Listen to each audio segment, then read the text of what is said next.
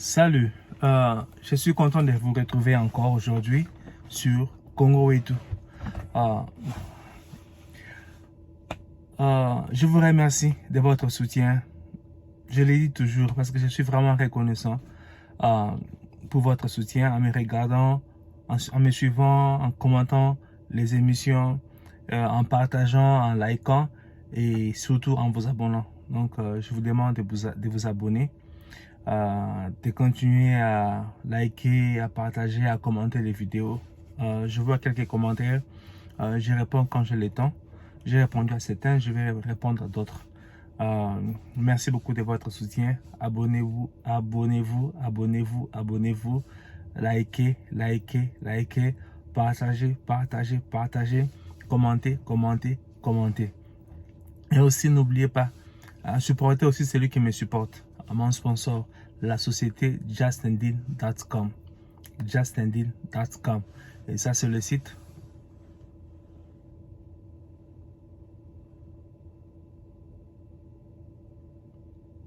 Je pense qu'il est visible. Voilà. Il y a des articles de tout prix. Il y a des articles qui sont à un prix abordable. Par exemple, là, nous avons cet ensemble-là de jogging. C'est là. C'est seulement 30 dollars américains. Ici aux États-Unis. 30 dollars américains. Et ce blazer-là, c'est seulement 46 dollars et 99 cents américains. Donc, ce n'est pas beaucoup. Vous avez alors cette paire de bottes là, de bottes, celle-là. C'est seulement 69 dollars 95 cents. Donc, et voilà. Donc, il y a beaucoup d'articles. Hein. Il y a beaucoup d'articles. Vous pouvez aussi scanner ces QR code qui va vous amener dans le site. Supporter mon sponsor.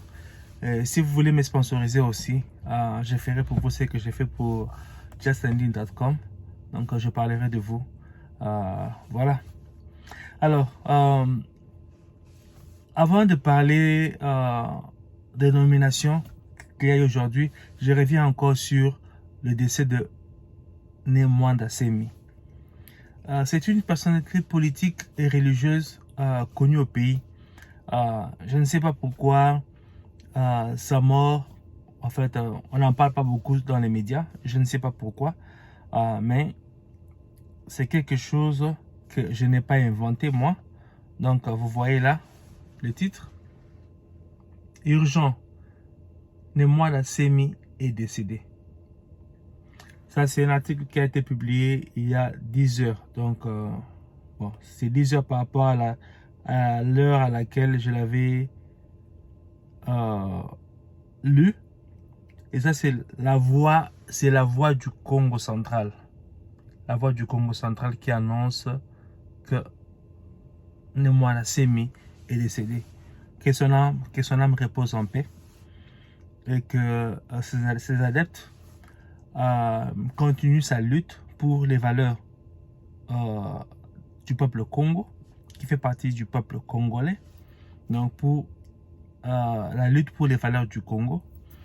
Et aussi, en fait, la lutte pour aussi le bien-être du Congolais. Bien-être du Congolais. Donc, une fois de plus, je présente mes condoléances à sa famille biologique, donc à ses adeptes et à tous ses proches. Donc, condoléances venant de Congo et de moi-même. Alors, bonne nouvelle aujourd'hui pour le général, désormais général Edi Kapend. Edi Kapend a été réintégré dans l'armée par une ordonnance présidentielle pas seulement au grade de colonel, il a été promu, donc il est devenu général de brigade. Et il a aussi une fonction maintenant, il est le commandant de la 22e région militaire. Alors, ça c'est son... Ça c'est... Voilà, les premières images.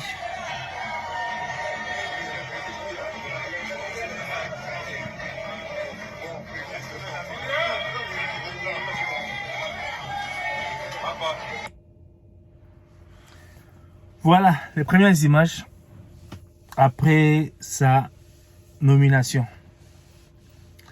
Alors, Eddie Capen avait été condamné faussement pour l'assassinat du président Laurent Désiré Kabila.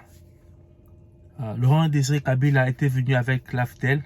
Ils avaient pris le pouvoir de Mobutu, le pouvoir qui appartenait au peuple congolais que Mobutu exerçait. Je n'entre pas dans les détails de la manière dont Mobutu exerçait le pays, exerçait son pouvoir pour le moment. Mais Mosé Kabila, Laurent Désiré Kabila était venu avec une rébellion soutenue par des Rwandais, des Ougandais et d'autres personnes. Ils ont renversé le pouvoir et voilà, Mosé était devenu président. Et il avait Eddie Capen comme son aide de camp, donc comme chef de sa maison militaire, en quelque sorte.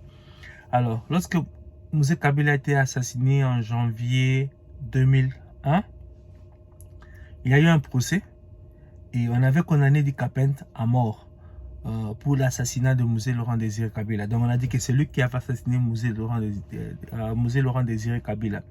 Mais le procès n'avait jamais pris fin et lui, il a toujours clamé son innocence. Il a toujours dit que les vrais assassins de Mosé étaient dehors et ceux qui ne l'avaient pas tué étaient dans la prison. Il a passé environ 20 ans dans la prison. Je ne pense même pas qu'il pouvait penser un jour qu'il pouvait réintégrer l'armée, être promu et avoir la fonction qu'il a aujourd'hui. Bon, je ne peux pas dire jamais puisque en fait, je ne connais pas quel genre de foi il avait. Je ne connais pas sa dimension spirituelle. Donc, mais c'est vraiment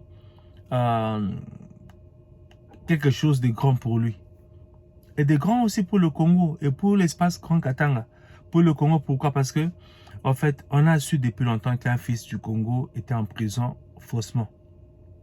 Faussement. Accusé, il était en prison à tort. Et vous savez, quand vous êtes en prison, vous ne vivez pas dans les conditions normales, vous n'avez pas assez de liberté. Et il a fait pendant 20 ans. 20 ans. Bon. Il a été libéré enfin. Et voilà, il est maintenant nommé commandant de la 22e région militaire. Donc, la région militaire qui englobe l'espace Grand Katanga. Ça, c'est un coup de maître de Fachi. Vous savez, au Katanga, il y a des personnes qui pensent encore à l'indépendance du Katanga. En fait, des personnes qui veulent manipuler le peuple katangais pour que le Katanga soit indépendant. Et si ces gens-là arrivent à le faire, ce sont eux qui vont gérer la province ou le pays qu'ils vont créer et ils vont profiter des ressources naturelles et ils ne serviront pas vraiment le peuple katangais. Alors, Mosé Laurent Désiré Kabila n'était pas un sécessionniste, il était un nationaliste. Mosé s'est battu pour l'intégralité du Congo. Et cela fait face au Rwanda, à l'Ouganda, aux autres pays et aux grandes puissances qui les soutenaient parce qu'il n'a pas voulu qu'une partie du Congo soit cédée à un autre pays. Donc, il ne pensait pas à la sécession du Katanga. Il était un lumumbiste. Je pense qu'Eddie Capen est aussi un lumumbiste. Je pense qu'Eddie Capen partageait la même philosophie de Mosé sur le pays. Donc, il n'est pas un sécessionniste. Alors, que lui vienne diriger cette région-là, où il y a des sécessionnistes, donc ça veut dire que il est là pour lutter contre ces élans-là de sécessionnisme. Je m'excuse, je ne sais pas si je l'ai bien dit. Bon. Donc, alors, le Katanga, c'est là où Kabila, Joseph, aime beaucoup aller. Le Katanga, c'est aussi là où on retrouve des personnes. Excusez-moi, la chaise est en train de bouger. Alors, c'est aussi là où on retrouve des gens qui ont des milices, qui ont des milices, des milices qui tuent la population, qui créent de l'insécurité, ainsi de suite. Et ça, c'est le devoir de l'armée, donc de faire face à ces gens de milices. Donc, tous ces gens-là qui pensent à la sécession katangaise, qui ont des milices, ont maintenant affaire à quelqu'un qu'ils ont fait souffrir. Pendant 20 ans, ils l'ont emprisonné pour rien. Et voilà qu'il est maintenant revenu au Katanga pour sécuriser cette région-là. Donc, tous ceux qui veulent créer des insurrections au Katanga ont en face d'eux maintenant un fils du pays qui n'est pas sécessionniste, qui est un lumumbiste. Lumumba n'était pas un sécessionniste, Lumumba était un nationaliste. Donc, quelqu'un qui va défendre l'intérêt du Congo au Katanga. Donc, c'est un danger pour Kabila, Joseph Kabila, qui aime bien manipuler les Katangais. Et c'est un danger pour toutes ces personnes-là au Katanga qui aiment manipuler le peuple katangais pour créer l'instabilité politique au Congo. Et voilà donc, nous félicitons le général de brigade Edi Kapen pour sa promotion et pour ses nouvelles fonctions. Donc, nous lui souhaitons un bon service au service de la nation.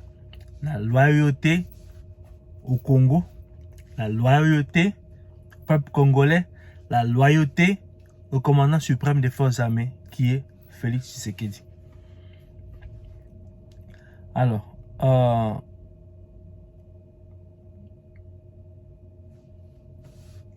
on a parlé du Katanga, on a parlé des musées et je vais vous faire suivre une vidéo de ce qu'un Français dit à propos de l'Est du Congo.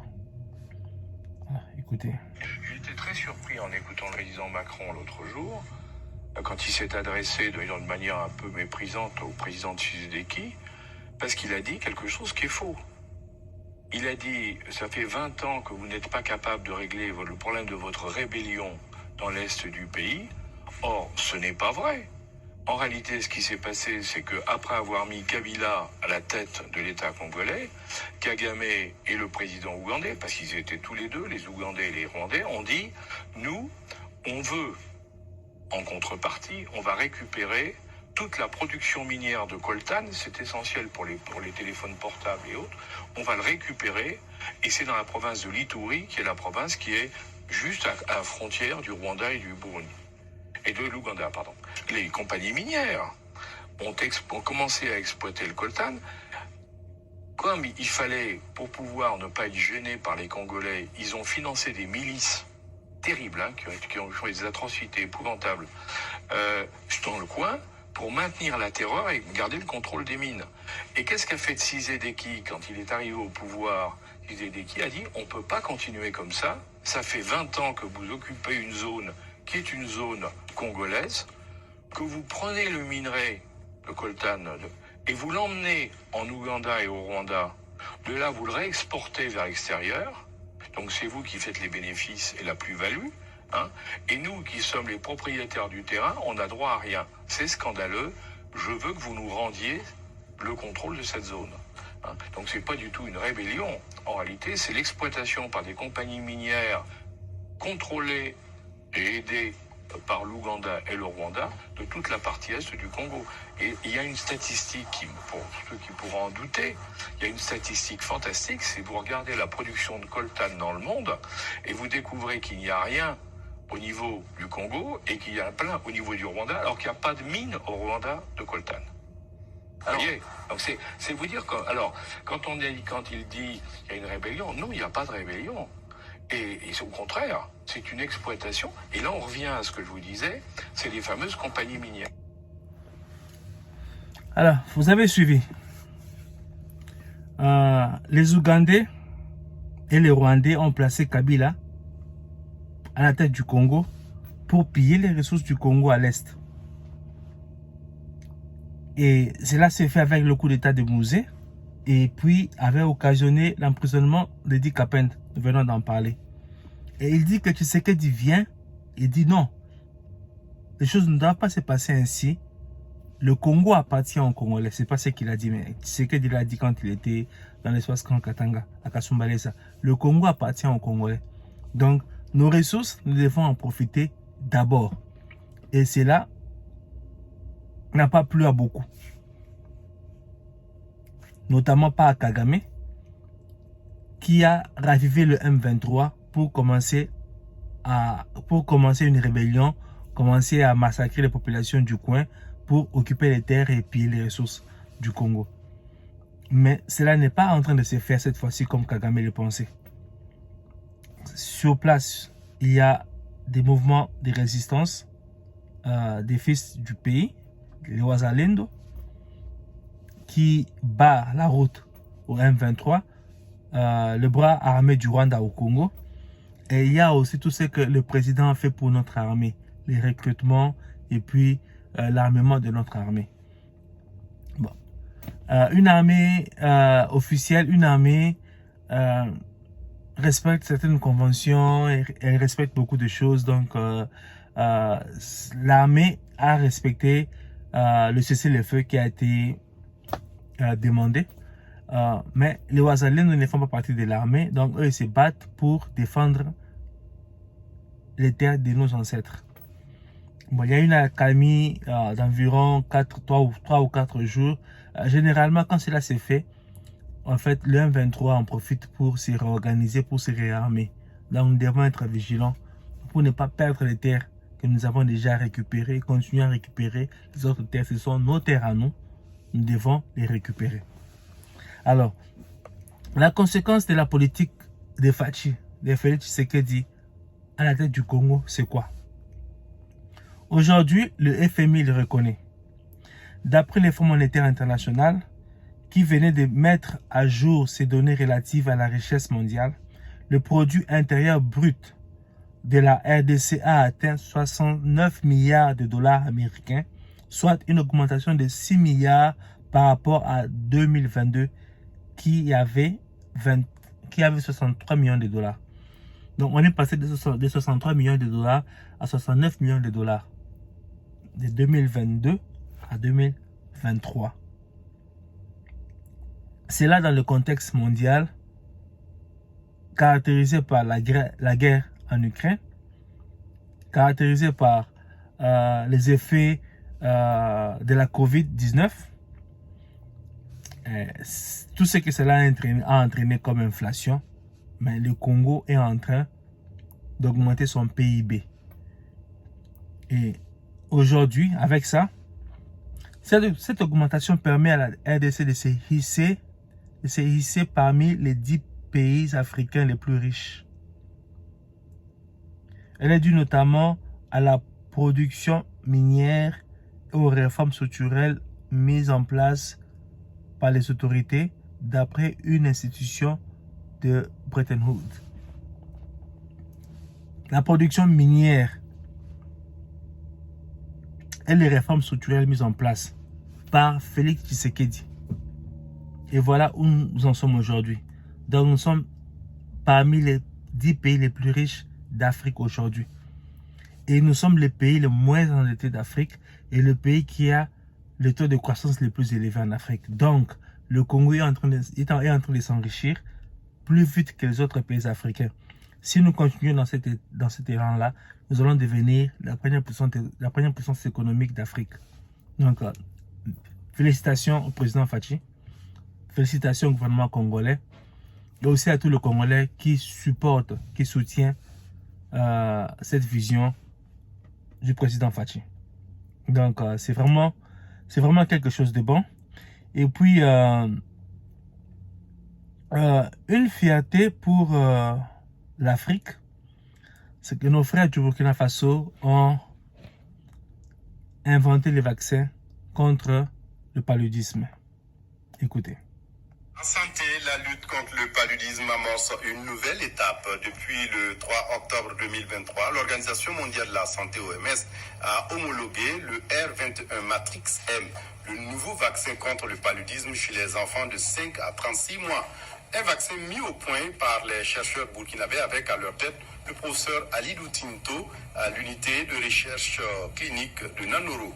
Le directeur de l'OMS a présenté le nouveau vaccin comme un grand pas dans la lutte contre le paludisme, l'une des principales causes d'hospitalisation et de mortalité infantile en Afrique. Quelles sont les implications de cette homologation? Quelles sont les prochaines étapes? Les réponses avec Issa Kanana. La perspective de tout chercheur, c'est de se poser la question à la fin de la journée si ce que vous faites a un impact sur... La fierté d'un devoir accompli pour la santé et le bien-être des populations burkinabées et africaines. C'est le sentiment qui habite le professeur Alidou Tinto après l'homologation par l'OMS du R21 Matrix M. Le vaccin contre le paludisme mis au point à l'unité de recherche clinique de Nanoro par des chercheurs burkinabés avec une efficacité de plus de 75%. Voir qu'un produit sur lequel nous avons commencé à travailler en 2019 avec l'Université d'Oxford aboutit aujourd'hui à une forte recommandation de l'OMS pour son utilisation, cela nous rend fiers et démontre que le Burkina Faso n'est pas en marge de l'évolution de l'histoire de l'humanité en matière de contrôle du paludisme.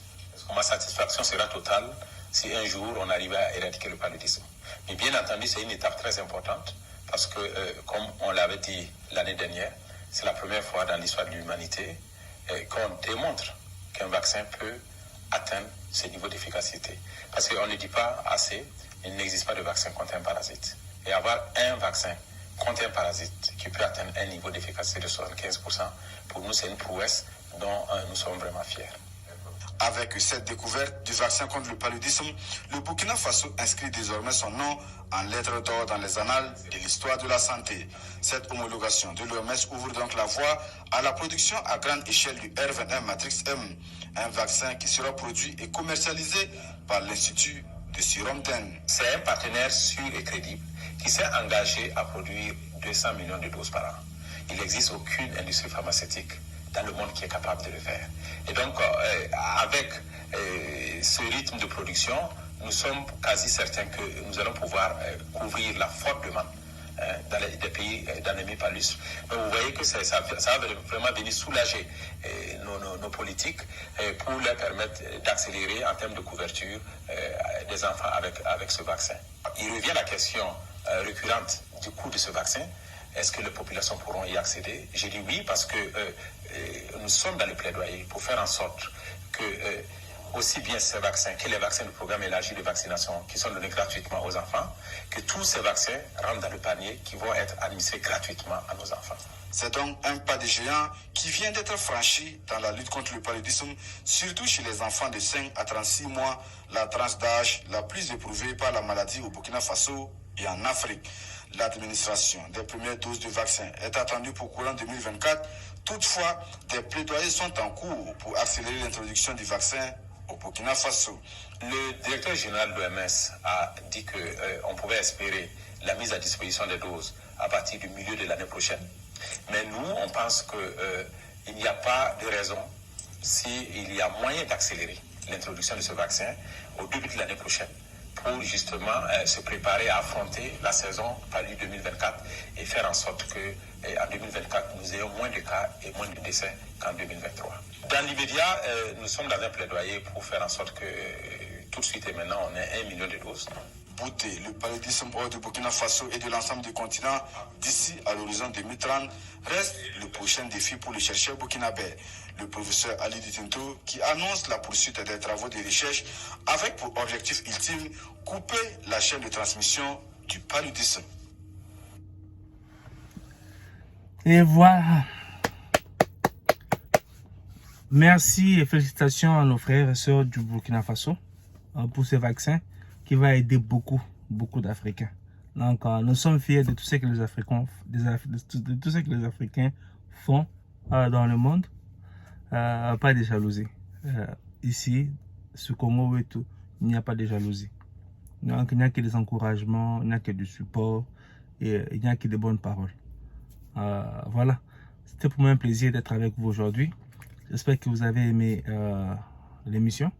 Donc, abonnez-vous à Congo et tout, partagez, likez, commentez et abonnez-vous.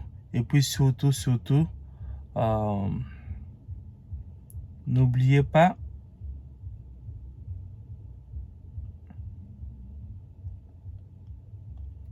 mon sponsor, justendin.com.